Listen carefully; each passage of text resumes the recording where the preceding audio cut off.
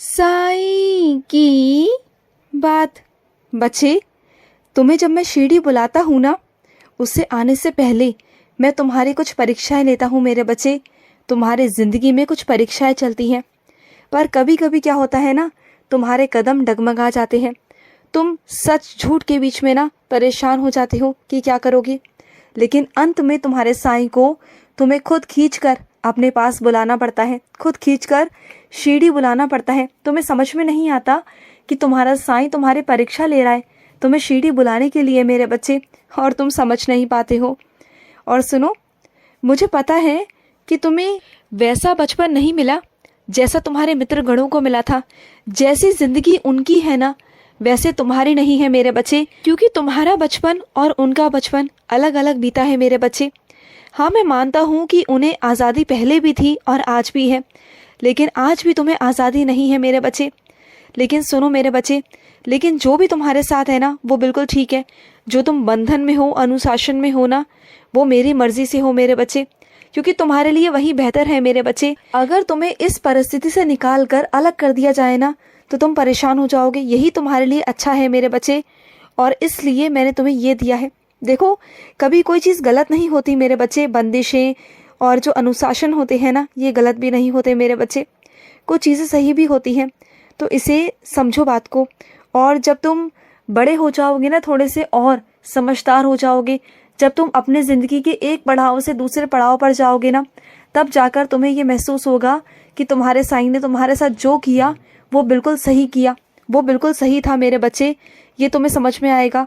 और सुनो, दूसरों की निजी ज़िंदगी में ना क्या चल रहा है मेरे बच्चे, उसका जिक्र कर कर इससे कोई फ़ायदा तो नहीं होगा मेरे बच्चे, कोई फ़ायदा नहीं होगा, क्योंकि तुम नहीं जानते कि उस बच्चे ने क्या झेला है मेरे बच्चे, क्या उसके साथ हुआ, कैसे उसे प्रताड़ित किया गया। तुम नहीं जानते मेरे बच्चे। अच्छा बुरा उसके बारे में सोचने का क्या फ़ायदा मेरे बच्चे, क्यों किसी के बारे में सोचना। बल्कि तुम्हारे पास इतना समय ही नहीं होना चाहिए कि किसी के बारे में तुम बात करो। किसी के लिए बात करके ना अपने गंदे कर्म बनाओ और ना अपना समय व्यर्थ करो। हाँ, मैं इतना कहता हूँ कि अगर तुम्हें किसी के साथ बैठकर हंसना बोलना अच्छा लगता है ना, वो चीज़ें करो। जहाँ तुम्हें किसी की बुराई या निंदा ना हो, वहाँ पर बस तुम हंसो बैठो, बस वो चीज़ करो। देखो, वहाँ बैठने से ना तुम्हारा मन शांत रहेगा, तुम्हारा मन प्रसन्न रहेगा, और ऐसे में ना तुम्हारी काम की थकावट भी तुम्हारे साथ नहीं रहेगी, और तुम्हें सफलता मिलती जाएगी मेरे बच्चे। आगे से आगे तुम बढ़ते जाओगे। तो इन बातों को ना ध्यान रखा करो। और वैसे मुझे तुम्हारी भक्ति से ना कोई भी शिकायत नहीं है, कोई भी शिकायत नहीं। तुम इतनी अच्छे से मेरी भक्ति जो करते हो, लेकिन हाँ, जो तुम मेरी साईं सा चरित्र पढ़ते हो ना, बस वो समय से पढ़ लिया करो, क्योंकि कभी कभी ना तुम समय से नहीं पढ़ पाते हो। तो बस वहाँ ध्यान रखो मेरे बच्चे, वहाँ ध्यान रखो। और सुनो, तुमने अपनी ज़िंदगी को जीना कई अरसों बाद शुरू किया है मेरे बच्चे। कई अरसों बाद तुमने अपने लिए कुछ करना शुरू किया है। तुम्हारे चेहरे पर हंसी आई है मेरे बच्चे।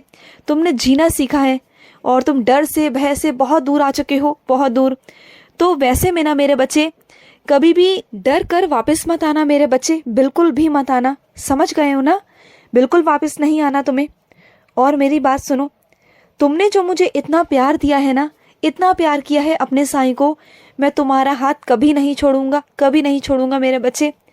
और सुनो, जिसने तुम्हारे साथ गलत किया है ना, उसे सज़ा तो मैं दूंगा ही दूंगा, चाहे वो तुम्हारे अनजाने हो या तुम्हारे अपने हो मेरे बच्चे, चाहे कैसे भी हो। आगे उन्हें सज़ा मिलती जाएगी, और अब भी वही हो रहा है मेरे बच्चे। तो अपने मन को विचलित मत करो, परेशान मत करो। और जिसके साथ भी परेशानियां आती है ना, साथ साथ उसका समाधान भी आ जाता है मेरे बच्चे। समझ गए ना? और सुनो मेरे बच्चे, दो समूह हैं, अलग अलग स्थान है मेरे बच्चे, और जहाँ तुम्हें दोनों तरफ बहुत प्यार मिल रहा है, बहुत प्यार।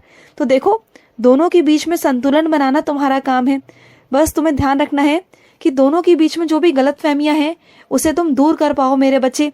उन दोनों के बीच में जो भी गलतफहमियां हैं, वो तुम दूर करो।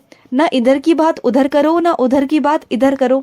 लेकिन अगर तुम गलतफहमियों से, इन सब से, झंझटों से दूर रहना चाहते हो ना, तो वो भी बहुत अच्छी बात है मेरे बच्चे, क्योंकि तुम्हारे मन में शांति रहेगी और गलत चीज़ें उत्पन्न नहीं होगी। और अगर गलत उत्पन्न करने की कोई कोशिश करे ना, तो उसे वहीं शांत कर देना। तुम उसके बारे में बात ही मत करना मेरे बच्चे, नहीं तो सारी बात तुम पर आ जाएगी। तो ये सब चीज़ें बिल्कुल भी मत करना, बिल्कुल मत करना मेरे बच्चे। और सुनो, जब भी तुम किसी नए काम की शुरुआत करते हो या अपना खाता खुलवाते हो या अपनी ज़िंदगी की कोई भी शुरुआत करते हो, नई शुरुआत, तो उसके लिए मेरे बच्चे पहले से जांच पड़ताल करना बहुत ज़्यादा ज़रूरी हो जाता है मेरे बच्चे, बहुत ज़्यादा। आगे बढ़ने से पहले, कदम बढ़ाने से पहले सोच लो, पहले एक बारी ज़रूर सोच लो मेरे बच्चे, नहीं तो आगे चलकर परेशान हो जाओगे। ये तुम्हारी ज़िंदगी का चुनाव है मेरे बच्चे, कोई ऐसा वैसा नहीं कि तुम आगे बढ़े और पीछे आ गए, नहीं। तुम्हें अपने ज़िंदगी का चुनाव करना है अपनी मर्ज़ी से और सोच समझ कर। और सुनो, तुम मुहूर्त को सोचते हो ना, अरे जहाँ तुम जाओगे, जब मेरा नाम लोगे ना, तो वही मुहूर्त तुम्हारे लिए उत्तम हो जाएगा मेरे बच्चे, वही उत्तम होगा।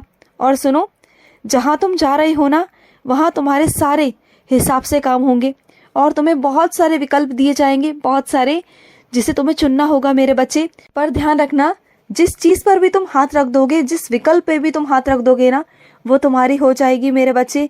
ये तुम्हारे साईं का आशीर्वाद है। और जिस चीज़ का तुम चुनाव करोगे ना, वो बिल्कुल सटीक होगा मेरे बच्चे। देखो, गलत या बुरा, अच्छा या बुरा कुछ नहीं होता, इस बात को समझना। सब बेहतर है, लेकिन बस तुम्हें बेहतरीन चुनना है, समझ गए ना? सब बेहतर है, लेकिन जो तुम्हारे लिए ठीक है, जो तुम्हारी ज़िंदगी के लिए ठीक है, जो तुम्हारे लिए बेहतरीन है मेरे बच्चे, वही तुम्हें चुनना है। समझो इस बात को। और सुनो मेरे बच्चे, कई लोग ऐसे हैं जो तुम्हारे घर के, तुम्हारे कमरे के कान लगाकर बातें सुनते हैं।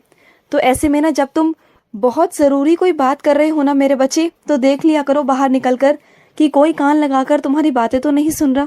और अक्सर ऐसा ही होता है, जब भी तुम बात करते हो ना, जब भी तुम्हारी बातें सुनी जाती हैं कान लगाकर मेरे बच्चे, तो ध्यान रखना, अगली बार से इन सब बातों का ध्यान रखना मेरे बच्चे। और सुनो, तुम्हारी चाबियाँ मेरे पास हैं, तुम रख कर भूल गए थे मेरे बच्चे, मैं तुम्हें जल्द से जल्द लौटा दूंगा मेरे बच्चे, लौटा दूंगा। और जो मेरी साइंस और चरित्र का पाठ है ना, उसे जल्द से जल्द ख़त्म कर दो मेरे बच्चे, जल्द से जल्द ख़त्म कर दो। और सुनो, तुम्हारा जीवन तुम्हारे कार्य पर निर्भर है, तुम्हारी मेहनत पर निर्भर है मेरे बच्चे। अगर तुम मेहनत करोगे तो तुम्हारी ज़िंदगी में 4 चांद लगा दूंगा, सफल तो तुम होगे। और ये मेरा आशीर्वाद है कि तुम्हारी किस्मत तुम्हें रोक नहीं पाएगी, ये मेरा आशीर्वाद है, तुम्हारे साईं का आशीर्वाद। तुम्हें कभी कोई रोक नहीं पाएगा मेरे बच्चे, कभी नहीं। और मुझे तुमसे कोई शिकायत नहीं, मुझे तुम्हारी भक्ति, तुम्हारा प्यार सब मिल रहा है मेरे बच्चे, मुझे कभी भी कोई चिंता नहीं होती, कभी नहीं। बस हाँ मेरे बच्चे, अगर सुबह काकड़ आरती में उठना शुरू कर दो ना, सुबह सुबह मेरे ब्रह्म मुहूर्त में उठकर मेरे बच्चे मेरी काकड़ आरती करो, देखो तुम्हें बहुत अच्छा लगेगा। हाँ, हो सकता है शुरुआत में तुम्हें परेशानी होगी नींद से उठने में, लेकिन जब तुम रोज़ उठोगे ना, तो देखना तुम्हें मेरी आदत लग जाएगी और बिना उठे ना तुम रह नहीं पाओगे। जब तुम सुबह सुबह मेरे स्नान के दर्शन करोगे ना, मेरे मंगल स्नान के दर्शन करोगे, मेरे दर्शन करोगे, तो तुम्हें लगेगा कि तुम्हारे बाबा साक्षात तुम्हारे सामने बैठे हैं और तुम मुझे देखे बिना रह ही नहीं पाओगे, रह ही नहीं पाओगे मेरे बच्चे। देखना, तुम 1-2 दिन ना मेरे कहने पर सुबह ब्रह्म मुहूर्त में उठना शुरू कर दो।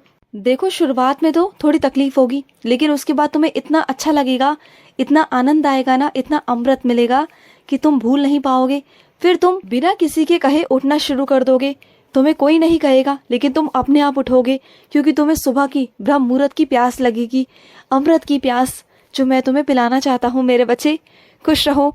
आज का साई संदेश समाप्त हुआ।